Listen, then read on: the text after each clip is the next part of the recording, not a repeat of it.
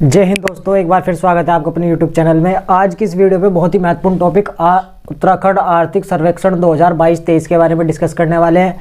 हाल ही में 14 मार्च को ये आर्थिक सर्वेक्षण जो पेश करता है, यानी कि राज्य के जो हमारे वित्त मंत्री हैं, राज्य के वित्त मंत्री है कौन, प्रेमचंद्र अग्रवाल, उनके द्वारा पेश किया गया है। और कहाँ से पेश किया गया है, तो ये जगह है भराड़ी सैंड जो जगह है आपके कहाँ पे, चमोली में, गैरसैंण चमोली में, वहाँ से इसको उस वाली विधानसभा से पास किया है। यानी कि कब किया है, 14 मार्च को, 14 मार्च 2023 को पेश करता कौन है, प्रेमचंद्र अग्रवाल है। तो आपको ध्यान रखना है, वित्त मंत्री प्रेमचंद्र अग्रवाल कब आता है, 14 मार्च को आता है। कहाँ से, भराड़ीसैंण चमोली से आता है। अब ये 23 में आया है और 22-23 की बात कर रहा है। यानी कि आर्थिक सर्वेक्षण बजट से एक दिन पहले पेश किया जाता है। इस आर्थिक सर्वेक्षण में जो आर्थिकी पैसे के बारे में जो पिछले साल का डाटा रहा है उस पर किस प्रकार से चर्चा की गई है, उन सब का उल्लेख किया जाता है। अब इसमें महत्वपूर्ण फैक्ट्स क्या रहे हैं और किस बारे पर ज़्यादा ध्यान दिया गया, उन सबको फोकस करना है, क्योंकि एग्जाम में आपसे पूछ लेता है कि निम्न में से किसका संबंध आर्थिक सर्वेक्षण 2022-23 से नहीं है, या कौन सी योजना है या कौन सा पॉइंट है जिसके बारे में आर्थिक सर्वेक्षण का संबंध होता है या रखता है। तो इम्पोर्टेंट फैक्ट्स क्या है, इस आर्थिक सर्वेक्षण में 1260 मेगावाट की जल विद्युत परियोजना है, तीनों के तीनों नाम ध्यान रखने हैं। 1260 की, टोटल तो 1260 है लेकिन अलग अलग है। एक तो लखवाड़ है जो 300 मेगावाट की है, एक नंदप्रयाग है वो भी 300 मेगावाट की है, और एक किसाऊ है जो 660 वोट की है। तो टोटल जोड़ोगे आप, ये 1260 मेगावाट की तीनों की तीनों परियोजनाएं बैठती है। अब लखवाड़ किस नदी पर है, तो यदि मैं लखवाड़ लिखता हूँ, लखवाड़, तो जब खा देखोगे ना, खा में या छुपा हुआ है, तो ये लखवाड़ योजना यमुना नदी पर है। किस पर है, यमुना नदी पर। हमेशा के लिए याद रखना कितनी है, 300 मेगावाट की है, देहरादून में। नेक्स्ट है नंदप्रयाग में दो नदियों का संगम है, NaN। नंदप्रयाग में अलकनंदा और नंदाकिनी नदी का संगम है। तो ये जो अलकनंदा नदी है, इस नदी पर ही नंदप्रयाग परियोजना यानी कि प्रोजेक्ट तैयार होगा 300 मेगावाट का। किसाऊ, ठीक है, इसका नाम क्या है, किसाऊ। अब ये जैसे नॉर्मली बोल दूँ किसाऊ 2-3 बार बोल दो किसाऊ, कि कैसे आऊँ क्या, पैर टूट गए हैं, टांगों से चल के आ, तो टांग से ध्यान रखना है, टांग से क्या ध्यान रखना है, टांस नदी, यमुना की सहायक नदी है। टांस नदी पर कौन सी परियोजना है, किसाऊ परियोजना है। नंदप्रयाग परियोजना चमोली में है, अलकनंदा नदी पर। लखवाड़ परियोजना कहाँ है आपकी, यमुना नदी पर, देहरादून में। और किसाऊ भी कहाँ है, टोंस नदी पर। यह किसाऊ परियोजना उत्तराखंड और HP की एक राष्ट्रीय लेवल की परियोजना है, ध्यान रखेंगे। उसके बाद इंपॉर्टेंट फैक्ट ये है, उत्तराखंड राज्य जो सर्वश्रेष्ठ राज्य है उसे घोषित करने का लक्ष्य क्या है उत्तराखंड का, तो इन्होंने टारगेट दिया है कि हम 2025 तक उत्तराखंड को सर्वश्रेष्ठ राज्य घोषित कर देंगे। जब आप आगे बजट पढ़ोगे ना इसका, तो बजट में बताएगा कि आपको इसका कर्जा कितना हो रहा है, वो जो बढ़ेगा। और ये सर्वश्रेष्ठ राज्य की बात करें 2025 तक की। राज्य की सकल घरेलू आय, यानी कि सकल घरेलू आय का मुख्य स्रोत क्या रहा है इस बार, तो वैट रहा है, वैल्यू एडिड टैक्स, जिसमें कितनी हिस्सेदारी रही, 66%। तो ये डाटा ध्यान रखना, 66% सकल घरेलू आय में सबसे ज़्यादा योगदान किसका है, वैट का है, वैल्यू एडिड टैक्स का 66% रहा है। राजस्व कर में गठन से 2022 तक कितनी वृद्धि हुई, राजस्व मतलब उत्तराखंड के पास टोटल रुपया यानी कि खजाना कितना रहा गठन से 2022 तक, कितनी वृद्धि हुई। जब गठन हुआ था 235 करोड़ रुपए था हमारे पास, राजस्व कितना था, 235 करोड़। लेकिन 2022 तक ये कितने परसेंट की वृद्धि करता है, 56% की वृद्धि करता है, यानी कि हमने राजस्व अपना बढ़ाया है। नेक्स्ट है विगत वर्ष से तुलना है, कि जो विगत वर्ष रहा है 2021 और 22 का समय रहा है जिसमें आर्थिक सर्वेक्षण आया था, तो उसमें कितना चेंजेज आया है। यदि GST के अंतर्गत राजस्व में कमी की बात करें, जो हम GST कलेक्ट करते हैं गुड्स सर्विस टैक्स के द्वारा, GST जो कलेक्ट करी जाती है, जो 1 जुलाई 2017 से लागू है, 2017 से लागू है। इस GST के अंतर्गत जो राजस्व में कमी आई है वो कितने परसेंट की कमी देखने को मिली है हमें, तो 11% की कमी देखने को मिली है। इंपॉर्टेंट पॉइंट है, ध्यान रखें, कितने परसेंट, 11%। यदि GST के बाहर की वस्तुओं से राजस्व में वृद्धि कितनी हुई है, कुछ वस्तु ऐसी है जिन्हें GST से बाहर रखा गया है, जैसे आपकी शराब नीति होती है, शराब को GST से बाहर रखा जाता है, तो उस वस्तु से राजस्व में वृद्धि होती है, क्योंकि जीएसटी तो देना ही नहीं पड़ रहा है। तो वृद्धि कितनी हुई 13% की, यानी कि इसमें तो 11% की कमी, इन्होंने बिना जीएसटी देने के बाद तो वृद्धि तो होगी, वृद्धि कितनी हुई 13% की। जीएसटी के अंतर्गत कुल कितने परसेंट रहा, जीएसटी के अंतर्गत टोटल कितना रहा कि वृद्धि भी और कमी के हिसाब से भी यदि हम देखें जीएसटी के अंतर्गत कुल कितना रहा है, कुल कितना राजस्व रहा है, तो 7% से भी कम रहा है। इस बार 7% से भी कम राजस्व रहा है। यदि आईजीएसटी विगत वर्ष से अधिक रही तो कितनी रही है, आईजीएसटी विगत वर्ष से कितनी अधिक रही है, इस बार 39% रही है। 39% अधिक इकट्ठा किया है हमने, किसको, आईजीएसटी को। यदि स्टाम्प और निबंधन विभाग की बात करें तो कितना अधिक रहा है, ये 34% से भी अधिक रहा है। ये डाटा आपको ध्यान रखना है।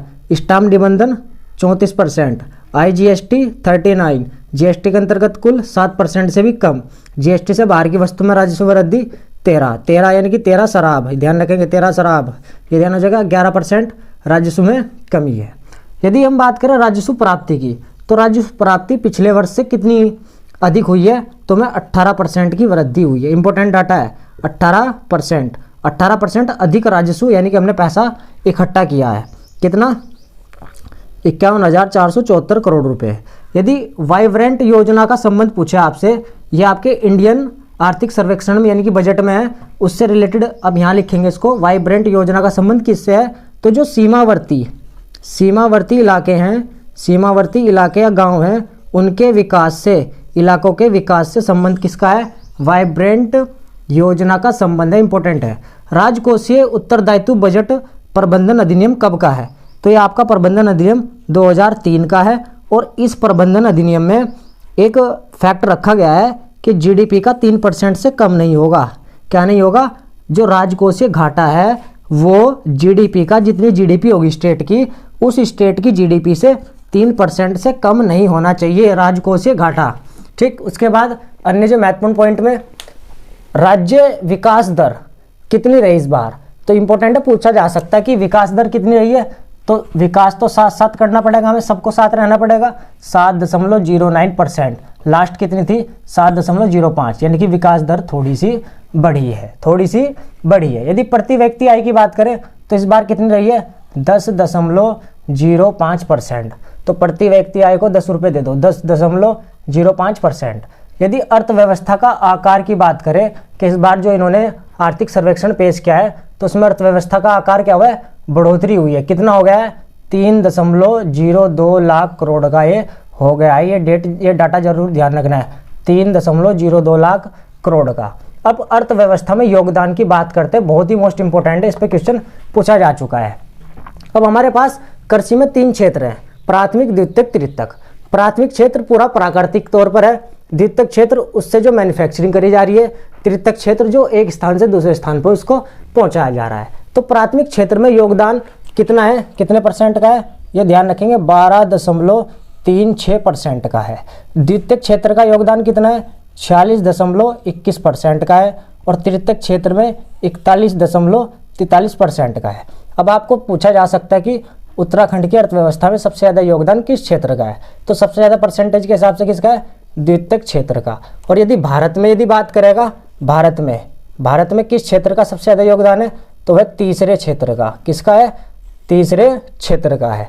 अब इसमें याद कैसे रखना है, देखो इसमें 1 2 1 का अंतर है, 4 6 2 का अंतर है, 4 1 यानी कि 3 का अंतर है। यानी कि कहीं ना कहीं जिसमें 1 का अंतर है वो पहला है, जिसमें 2 का अंतर है ऑप्शन जब देखोगे वो दूसरा है, और जिसमें 3 का अंतर है वो तीसरा है। तो डाटा आपको याद हो जाएगा कि अंतर चेक कर लेना एक बार, वो आपको आराम से समझ में आएगा। अब एक बार क्वेश्चन पूछा उसने कि अर्थव्यवस्था जो कोरोना काल रहा है उसमें से किसका योगदान अर्थव्यवस्था में सबसे ज़्यादा रहा है, या कौन सा क्षेत्र प्रभावित नहीं हुआ। तो कोरोना काल में किस पे प्रभाव नहीं पड़ा, कृषि पे कोई प्रभाव नहीं पड़ा था, तो कृषि क्षेत्र उसका आंसर मार देंगे। अब नेक्स्ट था, उत्तराखंड को सीपीआई तैयार करने हेतु 6 उपसमूह में वर्गीकृत किया गया है, यानी कि उपभोक्ता मूल्य सूचकांक हम 6 टाइप से काउंट करेंगे। इंपॉर्टेंट है, पूछ सकता है कि आपको कि उत्तराखंड को उपभोक्ता मूल्य सूचकांक के 6 उपसमूह में निम्न में से किसे शामिल नहीं किया गया है। उपभोक्ता मूल्य सूचकांक में किसको शामिल नहीं किया गया है, तो पॉइंट ध्यान रखना आपको। पहला है खाद्य एवं पेय पदार्थ, खाने और पीने की चीज़ों को रखा गया है। आवास, खाएगा पिएगा रहेगा कहाँ, आवास चाहिए।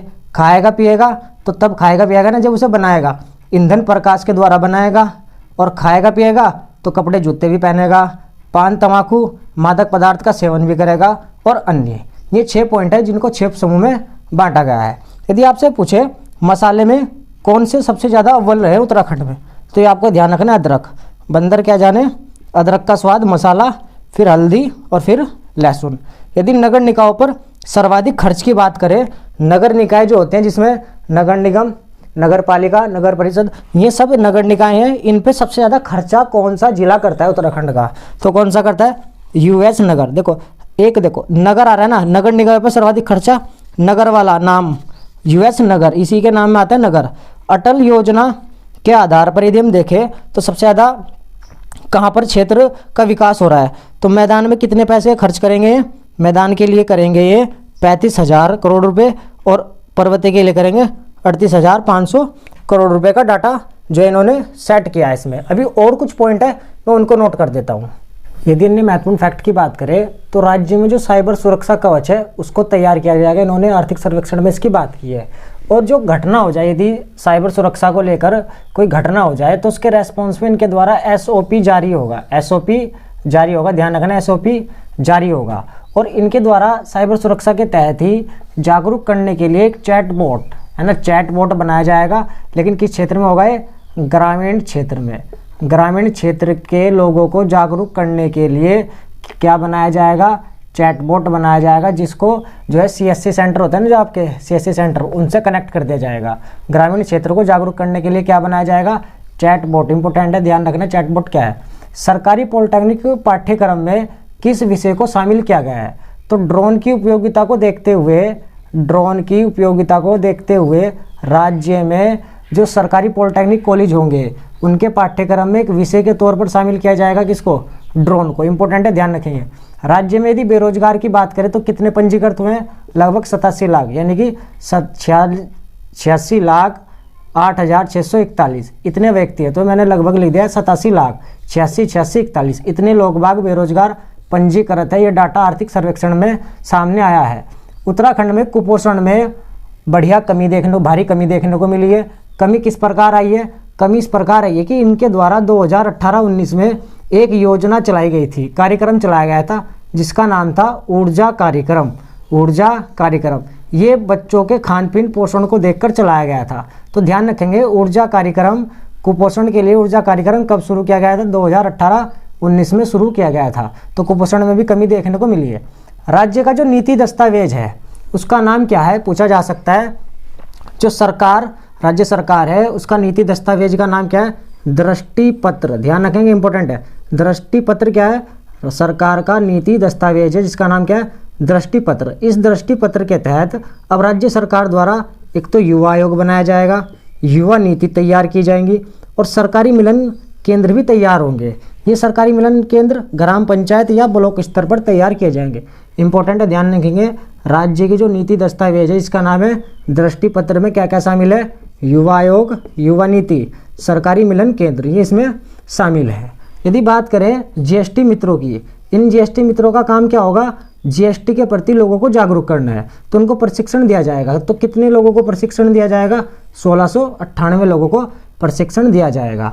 10 बिल लाओ इनाम पाओ, ये भी एक स्कीम चली थी बिजली भुगतान के लिए। 10 बिल लाओ और इनाम पाओ, ये इसकी बिजली की एक जो है पैसे इकट्ठा करने वाली तकनीक थी। ये आप समझ लो, इसको फंडा था। फंडा कब से कब तक रहा है ना, ये इनाम वाला फंडा कब से कब तक रहा, 1 सितंबर 2022 से 31 मार्च 2023 तक चलने वाला है, यानी कि 31 मार्च 2023 तक रहा। तो ये स्कीम चलाई गई थी। पहला IIIT कहाँ बनेगा, इंपॉर्टेंट है, पहला IIIT कहाँ बनेगा, चंपावत में बनेगा पहला IIIT। ये इसके महत्वपूर्ण फैक्ट्स है। आप इसको एक बार और रिकॉल करेंगे ना अच्छे से, आपको सब याद होगा। अब आपके लिए क्वेश्चन है प्यारा सा, सर्वश्रेष्ठ राज्य बनाने का लक्ष्य क्या है। 4 ऑप्शन है, आपको कमेंट करके बताना है। यदि आपको और भी वीडियो फंडे ट्रिक्स देखनी है तो प्लेलिस्ट पर विजिट कर सकते हैं। यदि वीडियो अच्छी लगी तो प्लीज़ लाइक कमेंट शेयर जरूर करें। नेक्स्ट वीडियो में हम उत्तराखंड के बजट को देखेंगे। यहाँ हमने उत्तराखंड का आर्थिक सर्वेक्षण 2022-23 को कवर किया है।